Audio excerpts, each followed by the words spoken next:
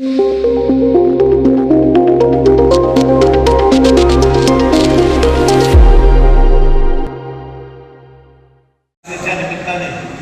या ठिकाणी आयोजित केलेल्या आपल्या या छोट्या खाणी समारंभाला बरीच गर्दी होती, पण शेतकरी समाज असल्यामुळं आणि आज पहिल्या दिवाळीचा दिवस असताना बरीच मंडळी आता आपल्यातून गेली.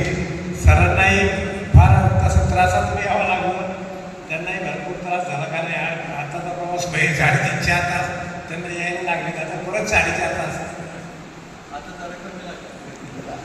तर असं बागेश्वर सहकारी दूध उत्पादक संस्था या गावच्या ग्रामविकासातले नाही म्हणलं तर एक आर्थिक परिवर्तन करणारी एक संस्था आहे. बागेश्वर संस्था आहे, आपल्या बागेश्वर दूध संस्था आणि मुक्ताईपाट संस्था.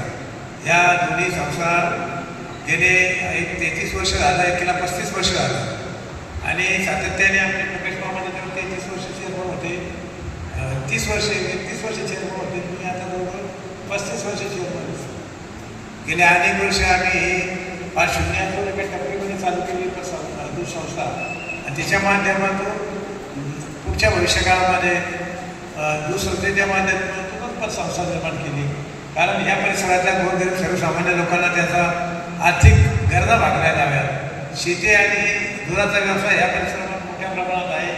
द्राक्षाची शेतीसुद्धा या भागामध्ये पूर्वी या गावाला निवारक शेती मानलं जायचं भिन्न तालुक्याचं, कारण त्यावेळेला निवारक शेती, कारण त्यावेळेला आपल्या महाराष्ट्राचे द्राक्ष बाजार असं तात्या हे अखिल भारतीय द्राक्ष बाजार सांगायचे.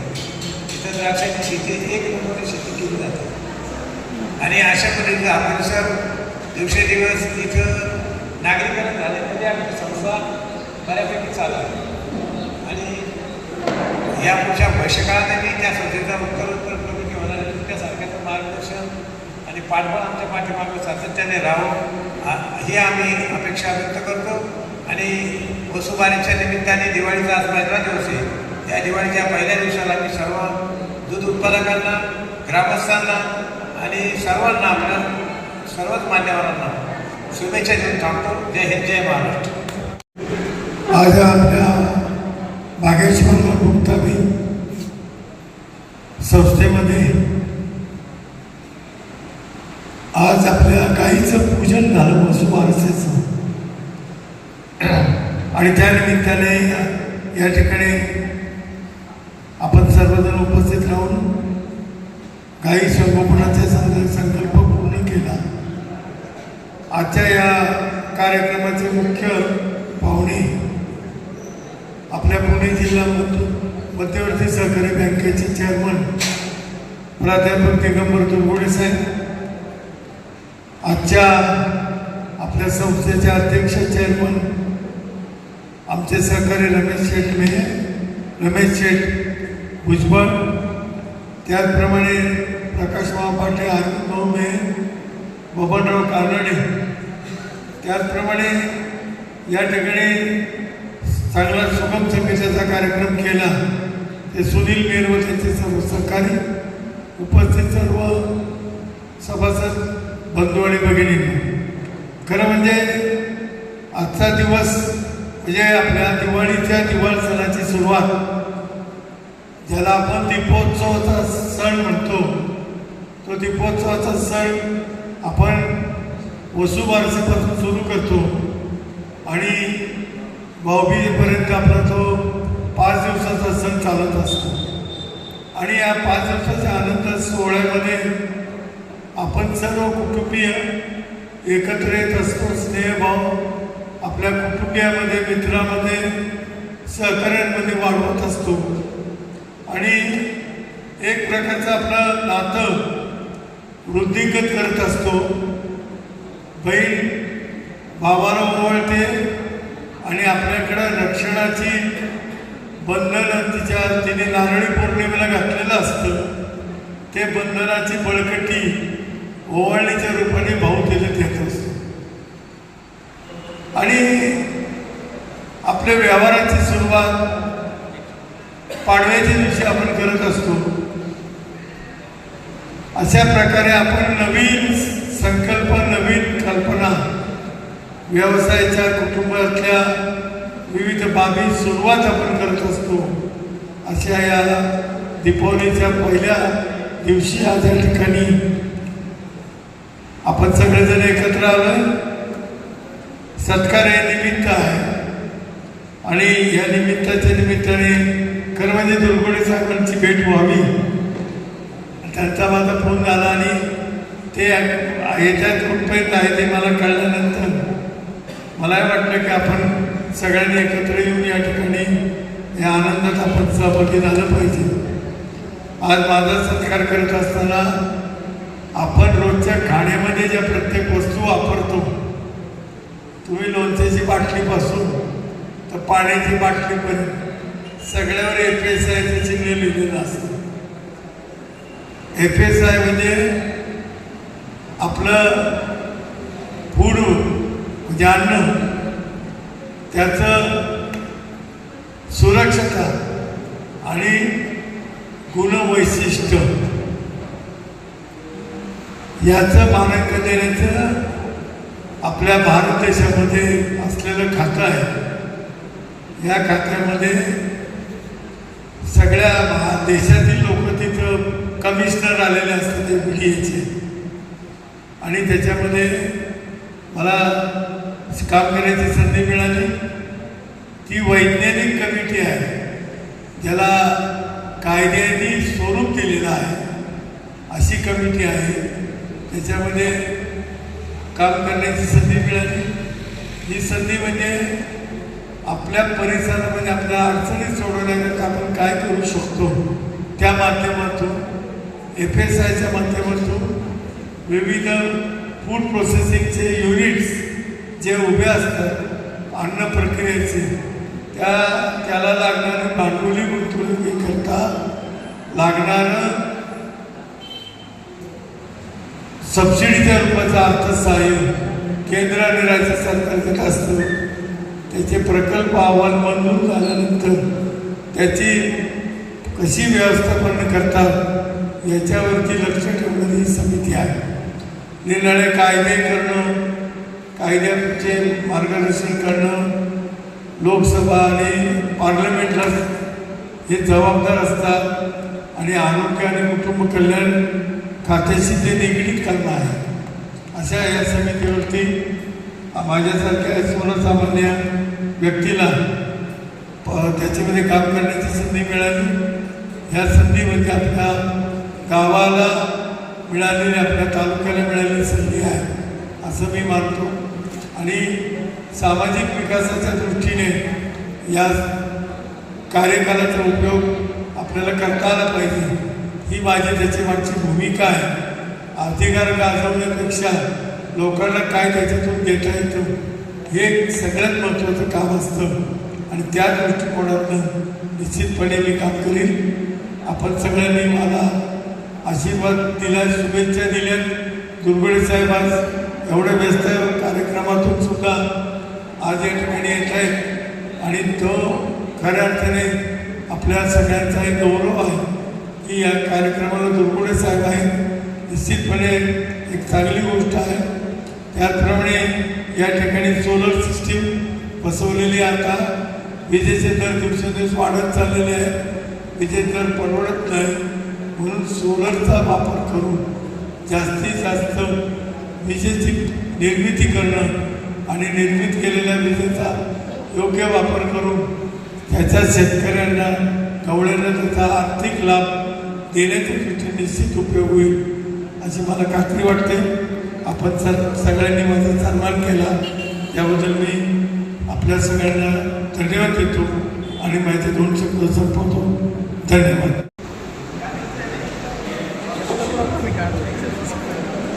सहकार भूषण बागेश्वर सहकारी दूध उत्पादक संस्था मर्यादित वारळवाडी यांच्या वतीनं वसुबारस निमित्त गोपूजन समारंभ व पतसंस्थेच्या वतीनं फराळ वाटपाचा कार्यक्रम या ठिकाणी आयोजित केला आहे. त्याचबरोबर गवळी बांधवांना व्यवसाय वाढीचे कर्ज वाटप या संदर्भातले मार्गदर्शन आपण या ठिकाणी आयोजित केले.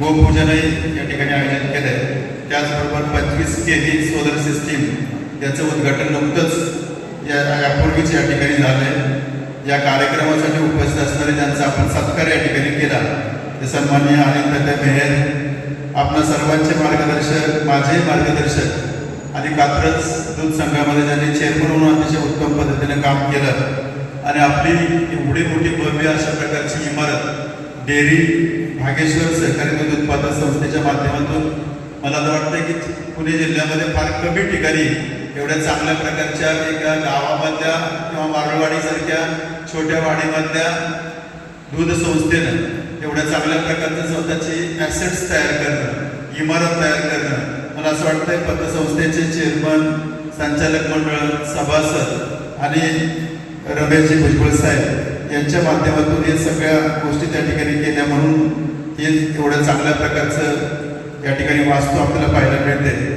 या निमित्तानं व्यासपीठावर उपस्थित असणारे सर्वच मान्यवर्गीय नाईक भुजबळ आता कुणी कुणी आहेत नेमकं माहीत नाही, परंतु या ठिकाणी मुक्ताई पतसंस्थेचे सर्व चेअरमन असतील, व्हाईस चेअरमन असतील, त्यांचे सर्व संचालक असतील, आरतीताई संदीप वारोळे, विनायक भुजबळ, शुभदाई वावळ, आत्माराम संते, देवेंद्र बनकर, संजय शेठ वारोळे, राजेंद्र मेहर, प्रकाश भालेकर, योगेश पाटील ही नावं इथे सगळी दिलेली आहेत. त्यामुळे त्यातले कोण हजर आहेत कोण हजर नाही मला सर्वच काही सांगता येणार नाही, परंतु उपस्थित असणारे सर्वच मान्यवर बंधू आणि भगिनींनो, खरं तर सुरुवातीलाच मी अनिल तात्यांचं मनापासून त्या ठिकाणी अभिनंदन करतो.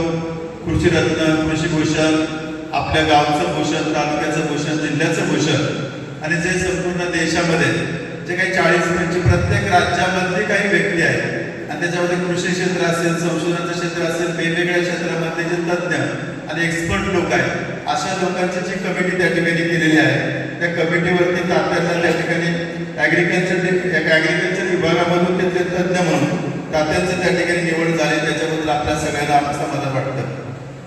म्हणजे फूड सेफ्टी आणि स्टँडर्ड ऑथॉरिटी ऑफ इंडिया, तर त्याच्यामध्ये अन्न सुरक्षा असेल किंवा अन्नाचं स्टँडर्डायझेशन ज्याला आपण म्हणतो आपण, किंवा त्याचं चांगल्या प्रकारचं गुणांकन त्या ठिकाणी असणं, स्टँडर्ड जपणं असणं, म्हणजे आपण जे काही खातो त्या सगळ्या प्रकारच्या गोष्टींचा संबंध त्याच्याशी येतो आणि त्या संदर्भातल्या काही ज्या एक्झिस्टिंग पॉलिसी असतील त्याच्यामध्ये काय बदल केले पाहिजेत का, नवीन पॉलिसी त्याच्यामध्ये काय तयार केली पाहिजेत का, असणाऱ्या गोष्टीमध्ये त्या प्रत्येक गोष्टीमध्ये ही पॉलिसी तयार करून त्याचं एक्झिक्युशन प्रॉपरली कशा प्रकारे केलं पाहिजे यासाठी देशातून जे काही ठराविक लोक त्या ठिकाणी निवडले त्याच्यामध्ये तात्यांचा समावेश होतोय. आणि मी माझं त्या ठिकाणी खरं तर ऑनर समजतो की माझ्या हस्ते तात्यांचा त्या ठिकाणी सत्कार होतोय. त्याच्याबद्दल मी माझं खरं तर मला स्वतःलाच त्या ठिकाणी भाग्यवान समजतो.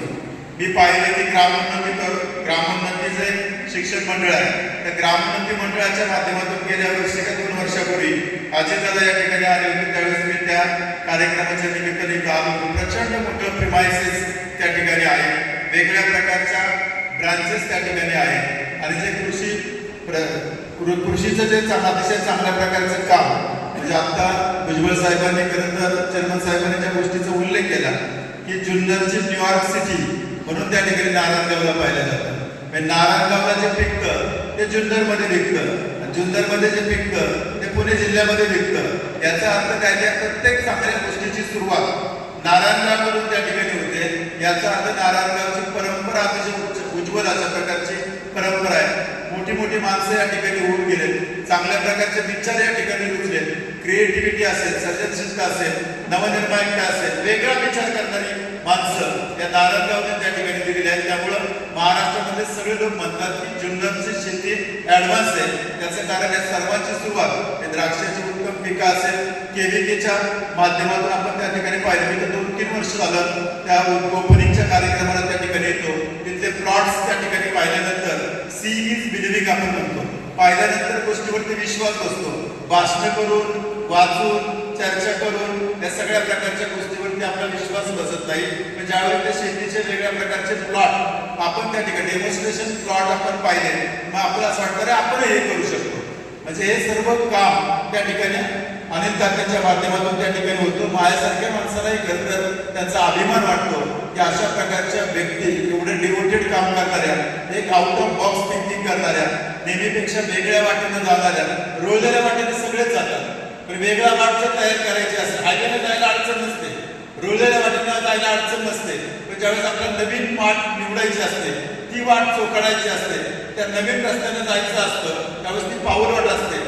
दगड असतात, विंचू असतात, काठी असतात, कुठे असतात, पाय रक्तबंबाळ होतात, परंतु नवीन रस्ता शोधण्याचा आनंद त्या ठिकाणी असतो. नवीन विचार मांडणं, नवीन रस्ता शोधणं, नवीन काही त्या ठिकाणी प्रयोग करणं, हे करत असताना लोकांना ते आवडत नाही, लोकांना ते समजत नाही. त्यामुळे सुरुवातीला त्या ठिकाणी टीका होते, नंतर समाज मान्य झाल्यानंतर कौतुक होतं. आज तात्यांच्या वाटेला जरी कौतुक येत असलं तरी त्यांना बराचसा संघर्ष त्या ठिकाणी पूर्वी करावा लागलेला आहे. ही सुद्धा त्या ठिकाणची वस्तुस्थिती आपल्याला नाकारता येत नाही.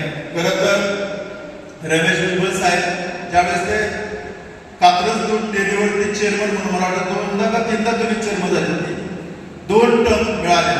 एकदा चेअरमन झाल्यानंतर तिथं फारसं दुसऱ्यांदा लवकर देत नाही, पण 2 टर्म त्यांना त्या ठिकाणी मिळाल्या. अतिशय उत्तम प्रकारची डेअरी आपल्याला या ठिकाणी चालवलेली पाहायला मिळते. पतसंस्था सुद्धा या ठिकाणी उत्तम पद्धतीने त्या ठिकाणी चालले. म्हणून अशा प्रकारचं करत आणि वरती तुम्ही आता त्या ठिकाणी 25 kVचं सोलर सिस्टीम वरती त्या ठिकाणी बसवले. हे सगळं कधी येतं ज्यावेळेस विजन असतं, दूरदृष्टी असते, नवीन काही करण्याची धमक असते, त्यावेळेस या सर्व प्रकारच्या गोष्टी होतात. खरं तर आज उशीर झाला त्यामुळे मी जास्त बोलणार नाही. म्हणजे लवकर आला असतो तर जास्त वेळ त्या ठिकाणी नक्कीच बोललो असतो. परंतु एवढा उशीर झाल्याच्या नंतर आपण 10 वाजेपर्यंत या ठिकाणी थांबलात. मला तर खरं तर आपल्या सर्वांची दिलगिरी व्यक्त करायची. मी त्या ठिकाणी चेअरमन साहेबांनी मला सांगितलं होतं की कार्यक्रमाला या, मी त्यांना कबूल केलं होतं. आणि नंतर अचानक दौंडचं पक्षप्रवेशाचा कार्यक्रम आज त्या ठिकाणी नंदू पवार आणि ते स्वप्नील शाह त्यांचा त्या ठिकाणी होता. दादा त्या ठिकाणी येणार होते. मला खरं तर त्या कार्यक्रम अटेंड करायचं होतं, पण मी इकडे शब्द दिला होता की मी काही झालं तरी येणार. तात्यांचाही सत्कार आहे. त्याचप्रमाणे रमेश भुजबळ साहेब एवढं उत्तम काम करतात. मी तर त्यांच्याकडे पाहिल्यानंतर मला सतत वाटतं काहीतरी त्या ठिकाणी पॉझिटिव्हिटी असणारी माणसं आहे. नवीन काहीतरी करून दाखवण्याची धमक त्यांच्यामध्ये आहे. स्वप्न प्रत्यक्षात आणण्याची क्षमता त्यांच्यामध्ये. स्वप्न तर सगळेच पाहतात, पण स्वप्न प्रत्यक्षात आणणं हे जास्त महत्त्वाचं. म्हणजे आम्हाला डेअरीची मोठी इमारत बांधायची असं नुसत्याच चर्चा करणं वेगळं, आणि ती डेअरीची इमारत प्रत्यक्ष आसमध्ये येणं ही वेगळी गोष्ट असते. हे वेगळे चांगल्या प्रकारचं शेतीबद्दलची एखादी संशोधन संस्था स्थापन करायची म्हणणं वेगळं, आणि केबीके चालू करणं, कॉलेज चालू करणं, हायस्कूल चालू करणं, ते प्रत्यक्षात उत्तम पद्धतीने चालवणं हे त्याच्यामध्ये वेगळं आहे. किंवा पतसंस्था सुद्धा त्या पद्धतीने चालवणं, या सर्वच प्रकारच्या गोष्टी या ठिकाणी होत आहेत. या डेअरीची स्थापना दिनांक 9/5/1991 रोजी झाली. 35 वर्ष त्या ठिकाणी कंप्लीट झाले. सरासरी 2500 लिटरचं त्या ठिकाणी दूध संकलन होतं. बोनस सुद्धा त्या ठिकाणी 3.5 रुपये प्रति लिटर त्या ठिकाणी. मला वाटतं हे जास्त आहे. काही ठिकाणी 1 रुपया बोनस दिला प्रति लिटर तरी सुद्धा लोकांना समाधान वाटतं. परंतु 3.5 रुपये प्रति लिटर बोनस त्या ठिकाणी 24-25 दिलाय, आणि तो 22 लाख रुपयाचा बोनस या डेअरीने त्या ठिकाणी वाटलाय.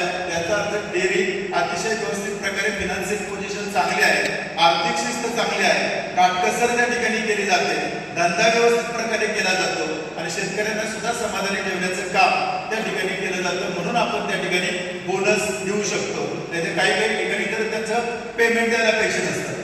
इथं मात्र आपण त्या ठिकाणी बोनस देतोय. याचा अर्थ संस्था उत्तम पद्धतीने चाललेली आहे. मी जिल्हा मध्यवर्ती सहकारी बँकेचा चेअरमन या नात्याने या ठिकाणी आला. आपण गवळी बांधवांना व्यवसाय वाढीसाठी आणि कर्ज वाटपासाठी मार्गदर्शन करण्यासाठी आताही वेळ नाही, पण मी माझ्या अधिकारी त्या ठिकाणी पाठवतो. आणि अधिकारी आल्यानंतर 1 दिवसाची जरी त्यांनी दोन सत्रामध्ये जरी आपण त्या ठिकाणी ठरवलं तर ते अधिकारी येतील. कोणकोणत्या कर्जाच्या वेगवेगळ्या प्रकारच्या स्कीम्स आहेत त्याच्याबद्दलची माहिती मिळेल. त्याचबरोबर CMEGP असेल, PMEGP असेल, किंवा ऍग्रिकल्चर इन्फ्रास्ट्रक्चर फंड असेल, नाबार्डच्या वेगवेगळ्या प्रकारच्या योजना आहेत की ज्याच्यातून आपल्याला सबसिडी मिळेल, ज्याच्यातून इंटरेस्ट सबवेन्शन मिळेल. अशा प्रकारच्या जे काही सगळ्या प्रकारच्या कर्ज प्रकरणांच्या बद्दलची माहिती त्या अधिकाऱ्यांना मी या ठिकाणी पाठवतो, आणि त्या अधिकाऱ्यांच्या माध्यमातून आपण आपले काही प्रश्न उत्तर अशा प्रकारचं सेशन त्या ठिकाणी होईल. आणि जेवढे तुमची प्रकरणं येतील एका दिवसामध्ये मंजुरी देण्याचं काम, वरती आल्यानंतर एका दिवसात मंजुरी देण्याचं काम मी त्या ठिकाणी करेन. 100 असो, 200 असो, 300 असो, कितीही प्रकरण पाठवा, फक्त कागदपत्र त्या ठिकाणी कंप्लीट करा. मीटिंगचा सुद्धा विचार करू नका. मीटिंगच्या आधी मंजुरीच्या अपेक्षेवरती मी त्या ठिकाणी नक्कीच त्या ठिकाणी देईल. फक्त जास्तीत जास्त दूध संकलन झालं पाहिजे, बाय प्रोडक्ट त्या ठिकाणी झाले पाहिजे, आणि आपली डेअरी जशी आता उत्तम पद्धतीने चालते तसेच ती राज्यामध्ये जिल्ह्यामध्ये उत्तम डेअरी इथं आल्यानंतर पाहिलं पाहिजे, पायलट प्रोजेक्ट आहे. तशा प्रकारची डेअरी आपण सगळ्यांनी सुरू कराल याच्याबद्दल माझ्या मनामध्ये मात्र शंका आहे. आपण हे सगळं सगळं करू शकता. मला खरं तर यायला उशीर झाला. मी 4:30ला, कारण मी बऱ्याचदा जुन्नरला किंवा इकडे बऱ्याचदा कार्यक्रमाच्या निमित्ताने येत असतो. पुण्यातून निघलं तर 1.5 तासामध्ये कधी कधी 2 तास 2 तासात पोहोचतो. पण मी सांगतो की 4:30ला मी हल्लो टिळक रोडवरून आणि इथंच यायला मला कितीतरी 9:30 काहीतरी वाजले. म्हणजे 4:30 आणि 9:30 किती 5 तास का काहीतरी झाले. मी 5 तास गाडी देतो. या सर्वांच्या फोन यायचे. माझं टेन्शन त्या ठिकाणी वाढायचं. कारण मलाही माहिती मी कार्यक्रम ऑर्गनाईज केला आणि कार्यक्रमाचे पाहुणे जर उशीर येणार असेल तर लोक थांबवायची कशी. त्यांना काय सांगायचं. सुदैवानं गाण्याचा वगैरे कार्यक्रम त्या ठिकाणी होतात. त्याही बिचाऱ्यांना किती वेळ जास्तीत जास्त त्या ठिकाणी गाणी म्हणावी लागली असते याच्याबद्दल माझ्या मनामध्ये माहिती आहे. एवढं काही सोपी गोष्ट त्या ठिकाणी आम्ही बघते. भाषण करायला लागल्यानंतर पाहुणा कोणीतरी अजून लांबवा त्यावेळेस सगळे लोक सगळे विचार सगळं प्लॅनिंग गोष्टी तिथे एकवटावं लागते. त्यांनी सुद्धा चांगल्या प्रकारे खिंड त्या ठिकाणी लढवली. त्यामुळे मला यायला उशीर झाला. त्याबद्दल मी भुजबळ साहेबांचं त्याचबरोबर मेयर साहेबांचं सर्व संयोजकांचं मी दिलगिरी व्यक्त करतो की मला खरोखर यायला उशीर झाला. आता जायलाही विचार करतो येताना एवढे तास गेले जाताना आता किती तास झाला. पण एक चांगली डेअरी चालली चांगली पतसंस्था चालली उत्तम उपक्रम त्या ठिकाणी चालतात. आणि मला सांगायला आनंद वाटतो की जेवढ्या सरकारच्या योजना आहेत सेंट्रल गव्हर्नमेंटच्या स्टेट गव्हर्नमेंटच्या त्या सर्व योजनांचं पुस्तकही आपण तयार केले. PDCC बँकेच्या माध्यमातून मी ती पुस्तकही पाठवून देतो आणि ते पुस्तक पाहिल्यानंतर तुमच्या लक्षात येईल की आपण त्या ठिकाणी कुठे बसतोय कुठली योजना कुठलं कर्ज प्रकरण आपल्याला करता येईल तेही मी तुम्हाला त्या ठिकाणी पाठवतो. सर्व योजनांची पॉलिसी आपण त्या ठिकाणी तयार केलेली आहे. त्यामुळे शेतकऱ्यांना काही त्या ठिकाणी अडचण येणार नाही हेही मला त्यानंतर सांगायला आनंद वाटतो. आज तात्या आपली पुणे जिल्हा मध्यवर्ती सहकारी बँक आहे. सुदैवानं तुमच्या सर्वांच्या आशीर्वादानं अजितदादांच्या कृपेने मी त्या ठिकाणी चेअरमन म्हणून जवळ आता 9 वर्ष कंप्लीट केलीत मी चेअरमन. कदाचित मला वाटतंय म्हणजे इतकं दीर्घकाळ चेअरमन नसतात. परंतु मी तुमच्या दोघांसाठी मुद्दाम सांगतो की आज जवळजवळ 29,000 कोटी रुपयाचा टर्नओव्हर पुणे जिल्हा मध्यवर्ती सहकारी बँकेचा आहे. देशातील सर्वात जास्त टर्नओव्हर असणारी आपली PDCC बँक आहे. आणि त्याच्या पलीकडे मला एक सांगायचं आहे. आज जर तुम्ही रिझर्व्ह बँकेच्या वेबसाईटवर जाऊन जर पाहिलं तर त्याच्यामध्ये ज्या अर्बन आमची तर जिल्हा मध्यवर्ती सहकारी बँकेमध्ये आमची कोणाचीच कॉम्पिटिशन आता राहिलेली नाही. आमचा टर्नओव्हर 28 गेला मार्च एंडचा 28,500 कोटीचा होता आणि 2 नंबरचे देशातले जे DCC बँक आहे त्यांचा 18,000 कोटीचा होता. म्हणजे त्यांच्याबरोबर 10,000 कोटीचा फरक 1 नंबर आणि 2 नंबरच्या बँकेत आहे. पण मला सांगायला आनंद वाटतो की अजितदादांच्या मार्गदर्शनाखाली जिल्हा मध्यवर्ती सहकारी बँक त्या ठिकाणी काम करत असताना ज्या अर्बन शेड्यूल्ड कोऑपरेटिव्ह बँक आहेत देशातल्या टॉपच्या 4 त्याच्यामध्ये सारस्वत आहे कॉस्मॉस आहे TJSB आहे इतर शामराव ह्या बँक आहेत. त्या सर्व बँकांच्या जे फिनान्शियल इंडिकेटर्स आहेत त्यांच्याबरोबर काही इंडिकेटर्स आम्ही 1 नंबरला काही ठिकाणी 2 नंबरला काही ठिकाणी 3 नंबरला देशातल्या टॉपच्या ज्या 4 अर्बन शेड्यूल्ड कोऑपरेटिव्ह बँक आहेत त्यांच्या फाईटला आम्ही आलोय. आणि त्यांचं कार्यक्षेत्र त्या बँकांचं पॅन इंडिया आहे. संपूर्ण देश हे त्यांचं कार्यक्षेत्र आहे. आणि आपलं कार्यक्षेत्र एक पुणे जिल्हा आहे. पुणे जिल्ह्याचं कार्यक्षेत्र असणारी बँक देशातलं कार्यक्षेत्र असणाऱ्या बँकांच्या बरोबर जाऊन बसते. मला वाटतं याच्यामध्येच सगळ्यात आपल्या लक्षात आल्याचं राहणार नाही. आणि त्याच्यामध्ये सर्वात कमी व्याज दर असणारी बँक ही आपली आहे. म्हणजे कर्मचाऱ्यांचे पगार देशात सर्वात जास्त. शैक्षणिक कर्ज 6.5%, महिला बचत गटाला 4.5%, पीक कर्जाला 0% देताना त्याच्यामध्ये आम्हाला 1.5% लॉस होतो. शासनाकडनं जे येतात त्याच्यामध्ये लॉस होतो. साखर कारखान्यांना 9.5% कोणीच देत नाही, आपण 9.5% देतो. गृह कर्ज सुद्धा 8.5%, 8%च होतं, आता 8.5% केलं. सर्व प्रोडक्ट्स जे आहेत ते सर्व प्रोडक्ट्स वरती सर्वात कमी व्याजदर आम्ही घेतो. सर्वात जादा पगार आपण त्या ठिकाणी देतो. तरी देशातला सर्वात जास्त नफा आपल्याला मिळतो. हा सगळ्यात महत्वाचा फरक त्या ठिकाणी आहे. म्हणून मला असं वाटतं आपल्याही पतसंस्थेच्या माध्यमातून नवीन नवीन प्रोडक्ट्स तयार करा, त्याच्यातून पुढे जाण्याचा प्रयत्न करा. नक्कीच यश मिळवेल. दीपावलीच्या सणाच्या निमित्तानं तुम्हाला सर्वांनाच शुभेच्छा व्यक्त करतो. अंधकारावरती प्रकाशानं मात करण्याचा अशा प्रकारचा दिवस आहे. आयुष्य जगत असताना मान येतात, अपमान येतात, सन्मान येतात, हे सगळं होत राहतं. सगळंच होत राहतं. एक उदाहरण तुम्हाला देईल. एखाद्या वेळेस जीवन कसं असतं पहा. एखाद्या वेळेस आपण चालायला निघालो, चालता चालता निबिड अशा प्रकारच्या जंगलामध्ये आपला रस्ता चुकावा. रस्ता शोधून शोधून शोधून आपण कंटाळून जावं, थकून जावं. विश्रांतीसाठी एखाद्या झाडाखाली आपण बसावं. तेवढ्या तिथून एखादा विंचू आपल्या दिशेला यावा. विंचवाला मारण्यासाठी आपण दगड उचलावा. त्या दगडाजवळ साप आपल्या दिशेने यावा. सापाच्या भीतीने आपण पळायला सुरुवात करावी आणि पळता पळता अचानक एखाद्या विहिरीत आपण पडावं. त्या विहिरीमध्ये नेमकी मगर असावी. त्या मगरीनं आपल्या दिशेने यावं. मगरीपासून जीव वाचवण्यासाठी तडफड आपण करावी. तेवढ्यात त्या विहिरीमध्ये बुरून आलेली एखादी बेल आपल्या हाताला लागावी.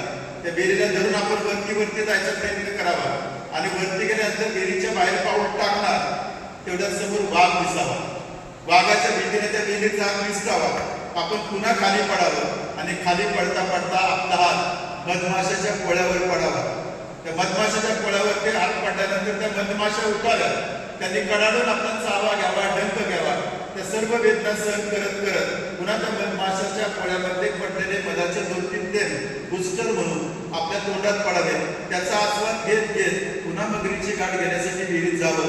याला आयुष्य म्हणतात, याला जीवन म्हणतात. ते तुमच्या माझ्या प्रत्येकाच्या वाट्याला ते येत असतात. लक्षात ठेवा, जीवन जगताना साप भेटतात, विंचू भेटतात, बदमाशा भेटतात, शोधायची गरज नाही, माणसाचंच असतात. त्याचबरोबर कधीतरी आधाराला वेली येतात आणि कधी बुस्टर म्हणून मधाचे थेंबही वाटायला येतात. हे सर्व मिळून जीवन असतं. या पृथ्वी तलावरती आतापर्यंत एकही माणूस जन्माला आलेला नाही, पुढे येण्याची शक्यता नाही. परमेश्वराला सुद्धा दुःख होतं, त्याला सुद्धा अपयश होतं, फेल्युअर होतं, सुख होतं, या सगळ्या गोष्टी होतात. म्हणजे ज्यावेळेस असं वाटतं ना पावसाची रात्र जागावं की मरावं, चेक आणि भेट अशी परिस्थिती, त्यावेळेस सुद्धा त्या औषधी रात्रीला थोडी कळ काढा. औषधी रात्रीनंतर पुन्हा पाठ होणार असते, तांबडं फुटणार असतं, उजाडणार असतं, पुन्हा सूर्य मध्यानेला येणार असतो. पण त्यावेळेस सुद्धा पाय जमिनीवर ठेवा. मध्याने आलेला सूर्य पुन्हा अस्ताला जाणार असतो दुसऱ्या दिवशी उगवण्यासाठी. तुमच्या माझ्या आयुष्यात अंधारही येणार, पहाटही येणार, मध्यानं येणार आणि पुन्हा सूर्यास्त येणार. आणि सूर्यास्त आला म्हणून गडबडून जाऊ नका, दुसऱ्या दिवशी पुन्हा उजाडणार. त्यामुळे सुख असेल, दुःख असेल, मान असेल, सन्मान असेल, अपमान असेल, प्रत्येक गोष्ट होत राहणार. आणि या प्रत्येक गोष्टीला पुरून उरायचं काम आपण त्या ठिकाणी करायचं आणि ताक मानेने त्या ठिकाणी पुढे जायचं. एवढं सांगतो. वेळ बराच झाला. एक ओळ मला आवडते, कदाचित तुम्हाला इथे फायद्याचं होईल का नाही मला माहित नाही, परंतु 2009ला मी विधानसभेच्या निवडणुकीला जाते उभा होतो. तुम्ही सगळे आलता त्यावेळेस सहकार्य करायला. त्यावेळेस मला 7-7.5 हजार मतं काहीतरी कमी पडले. माझा पराभव झाला. दुसऱ्या दिवशी मी कॉलेजवर लेक्चरला आलो.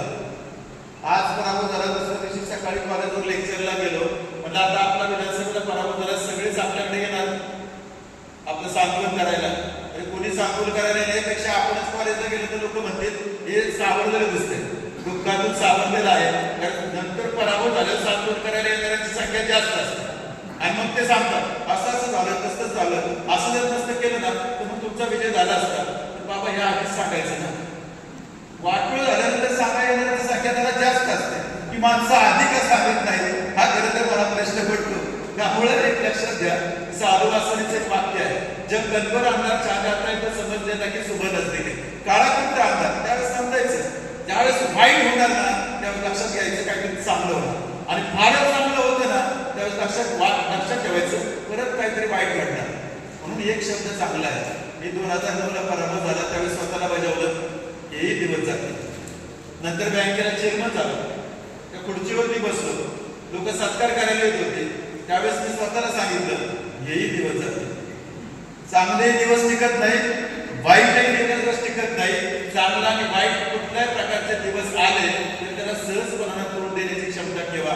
एवढंच मी त्या निमित्तानं आपण सगळ्यांना सांगतो. उशीर झाला. उशीर झाल्यानंतर सुद्धा संयोजक रागवले नाही, मला फोन करत होते. काय हरकत नाही, उशीर झाला तरी चालते, या आपण 5-10 मिनिटं बोलू. म्हणजे इतके चांगले संयोजक मी तर आतापर्यंत पाहिले नाही. 6च्या कार्यक्रमाचा पाहुणा जर 9:30ला येत असतील तर संयोजक आपल्याला किती कौतुक, त्यांना किती राग आला असेल, व्यक्त कसं करायचा. त्या बिचाऱ्यांनी काही राग व्यक्त केला नाही आणि आल्यानंतर सुद्धा असं कसं स्वागत केलं. त्याबद्दल म्हणजे एवढ्या मोठ्या मनाचे संयोजक असले मग कार्यक्रमाला जायला सुद्धा काही वाईट वाटत नाही. परंतु तुम्ही माझी अडचण समजून घेतली. मला तर प्रत्यक्ष मला कळालं कोण आला की कळालं चौकात चुकायचं, अरे किती उशीर झाला आले. पण ते इतकं ट्रॅफिक होतं की आता परत जुन्नरला कार्यक्रमाला यायचं तर 5-6 तास आधीच निघाला. अशी परिस्थिती त्या ठिकाणी आहे. असो पुनश्च एकदा भागेश्वर सहकारी दूध उत्पादक संस्थेला मनापासून त्या ठिकाणी धन्यवाद देतो. उत्तम काम आपण केलं, इथून पुढे असंच उत्तम काम करावं अशा प्रकारच्या शुभेच्छा व्यक्त करतो. त्याचबरोबर आपली जी पतसंस्था आहे त्या पतसंस्थेला सुद्धा मी मनापासून त्या ठिकाणी शुभेच्छा देतो, धन्यवाद देतो. अतिशय उत्तम इमारत, अतिशय उत्तम शिक्षण संस्था, अतिशय उत्तम अशा प्रकारचे केविके या ठिकाणी सुरू आहे आणि ते आपल्या सर्वांचं भूषण आहे. आपल्या सर्वांना त्याच्याबद्दलचा आनंद, समाधान आणि प्राऊड फिलिंग त्या ठिकाणी होत असतं. याच्याबद्दल समाधान वाटतं. आपल्या सर्वांना दीपावलीच्या शुभेच्छा देतो आणि या ठिकाणी थांबतो. धन्यवाद. जरी भरपूर झाला असला तरी तुमचं आता जे भाषण जे चालू होतं ते ऐकण्यासारखं होतं. ठीक आहे, काय हरकत नाही. पुढच्या वेळी तुमचं सेशन आपण 100% ठेवू. तुमचा 100% आपल्या PDC बँकेचा आपल्या सर्व ग्रामस्थांना आणि गवळींना त्याचा फायदा होईल. असंच सहकार्य तुम्ही सदैव ठेवा, कारण की हे फक्त तात्या आणि तुमच्या आणि रमेश शेठच्या प्रेमापोटी सर्वजण या ठिकाणी बसले. एवढे मान्यवरांचं ऐकण्यासाठी सर्वजण या ठिकाणी बसले. खऱ्या अर्थाने तुम्ही तुमच्यासाठी एकदा टाळ्या वाजवल्या पाहिजे की तुम्ही खऱ्या अर्थाने या मोठ्या माणसांना ऐकण्यासाठी या ठिकाणी बसले. पुन्हा एकदा सगळ्यांना या ठिकाणी दिवाळीच्या शुभेच्छा देऊ. या बागेश्वर दूध डेअरीचे सचिव आत्मारामजी बनकर यांना मी विनंती करतो की आपण या ठिकाणी आलेल्यांचं या ठिकाणी आभार या ठिकाणी व्यक्त करायचे. पुन्हा एकदा सगळ्यांच्या या ठिकाणी धन्यवाद व्यक्त करतो.